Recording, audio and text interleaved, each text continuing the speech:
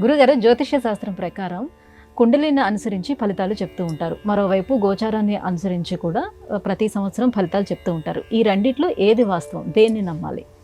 జాతకాలు చెప్పడం ఈ రోజుల్లో చాలా సులభమైపోయింది. ఇవేవి కూడా ప్రామాణికమైన ప్రయోజనాన్ని అందివ్వడం లేదు. ఒక కుండలి వెయ్యాలి అంటే కనీసం 1 గంట సమయం పడుతుంది. ఎవరైతే మనల్ని జాతకం చెప్పమని అడిగి వచ్చి ఉన్నారో వారికి సంబంధించిన అనేక విషయాలు తెలుసుకొని 6 విధాలుగా జన్మ నక్షత్రాలను గ్రహించి, షడ్జన్మ నక్షత్రాలు గ్రహించి,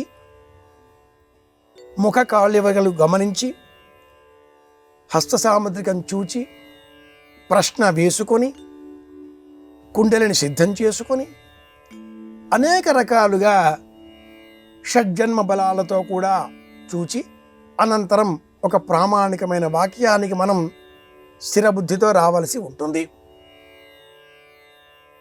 ప్రశ్న ఆలోచన చేసినప్పుడు కుండలిని సిద్ధం చేసుకోవడమే అనుకుంటే, ఈ కుండలిలో 2 ప్రధానమైన అంశాలు ఉంటాయి. ఒకటి, జన్మించిన సమయంలో సిద్ధం చేసినటువంటి కుండలి. రామచంద్రమూర్తి జాతకమే స్వీకరించినట్లయితే కర్కాటక లగ్నం, లగ్నంలో గురువు, రాశి కూడా కర్కాటకమే, సప్తమంలో కుజుడు, అలాగే తులారాశిలో శని ఉచ్చ, మేషంలో రవి బ్రహ్మాండం చక్రవర్తిత్వం ఉచ్చ, శుక్రుడు మీనంలో పరమాద్భుతం ఉచ్చ. ఇది ఆ జాతక చక్రం. కానీ గోచారం రెండవది. ఈ ప్రశ్న గోచారానికి సంబంధించింది.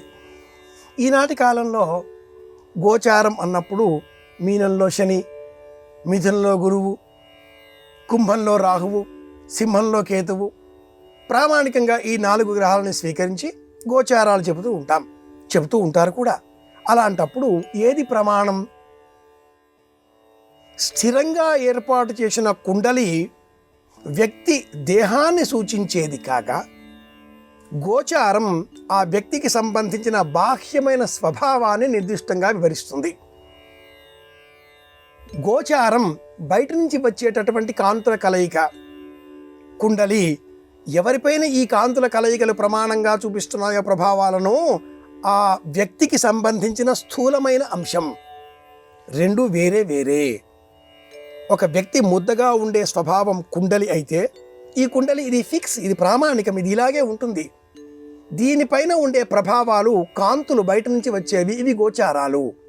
గోచారకారకంగా ఈ ప్రామాణికంగా ఉండే ముద్ద వంటి స్వరూపంలో కళలు మారి అందంగా కనిపించవచ్చు, అందవిహీనంగా కనిపించవచ్చు, కోపంగా కనిపించవచ్చు, స్వభావాలు వ్యక్తిత్వపరంగా మారవచ్చు. అది ప్రధానం. కుండలి ప్రధానం, అది మారదు. కాలక్రమేణా వచ్చే గోచార రీత్యా వచ్చే స్వభావాలలో స్వల్పంగా తేడాలు కనిపిస్తాయి, మళ్ళీ యథాప్రకారంగా సర్దుకుంటుంది. కాబట్టి మ్యానుఫ్యాక్చరింగ్ డిఫెక్ట్ అనే ఆంగ్ల పదాన్ని ప్రాచీనంలో వాడుతూ ఉంటారు. స్థూలంగా కుండలి అది ప్రధానమైనది. దాన్ని ఆధారం చేసుకొని ఆ కుండలిలో కూడా గ్రహగతుల గమనాన్ని గమనించి వింశోత్తరీ క్రమం కానీ 32 రకాలు చెబుతారు. ఈ క్రమాలు అనేకం ఉన్నాయి. ఒక్కొక్క రకంగా ఒక్కో జాతకాన్ని చెప్పే విధానాలు ఉన్నాయి. ఇవి స్థూలమైనవి, గోచారం ద్వితీయమైనది. ఇలా చెప్పుకోవాలి.